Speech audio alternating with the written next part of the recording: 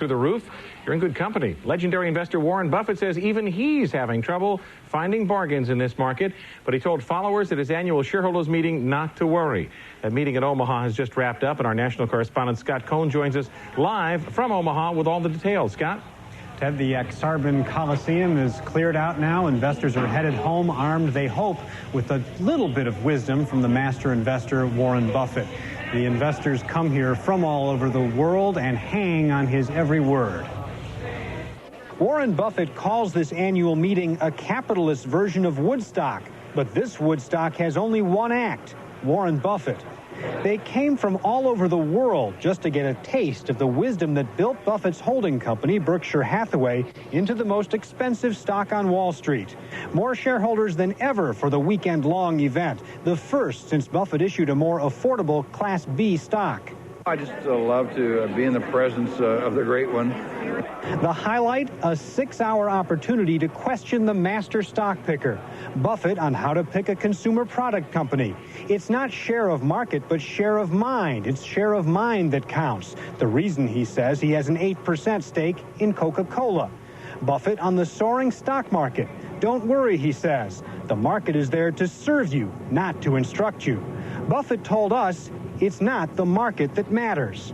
The stocks go up or down is another question, but there's a question of how much we're willing to pay for something. And it'd be the same way if I was buying a farm or an apartment house. I'd look at an apartment house, decide what I thought it was worth, and if the market would allow me to buy it at that price, I'd buy it. And if the market was higher, I would say that I'm not interested in buying it there. That doesn't mean that the person that buys it's wrong. It doesn't mean it's going to come down to my price the next day, but it does mean that by pricing it, I just don't want to pay that. Just the same, it was one paragraph in Buffett's 68-page annual report that gave a little bit of a spook to Wall Street. Buffett saying that the risk of overpayment is high in virtually all stocks. But Buffett said he was not making a market call, just saying that stocks, a lot of stocks are high-priced, that they may stagnate for a while and maybe getting ahead of themselves, but he says that's not the end of the world. Ted? What did Buffett have to say about some of the companies in which he's invested? He talked about McDonald's, and a lot of people had asked him about McDonald's because that was a company that Berkshire Hathaway has increased its holdings in.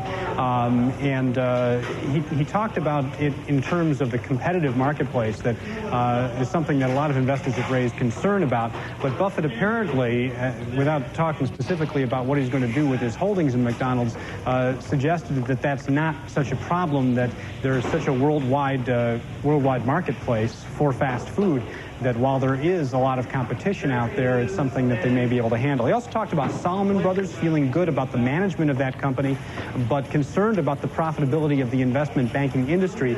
And he also talked about U.S. Airways, formerly U.S. Air, which often people have looked at as one of Buffett's great big mistakes. He says that things seem to be turning around well there. He's very proud of what Stephen Wolf, the CEO, has accomplished there. All right, Scott, thanks very much. Scott Cohn live in Omaha. Checking Berkshire Hathaway stock. Well, if you own the A shares, up $1,000, $39,000 a share. Berkshire Class B up $35 at $13.05 a share.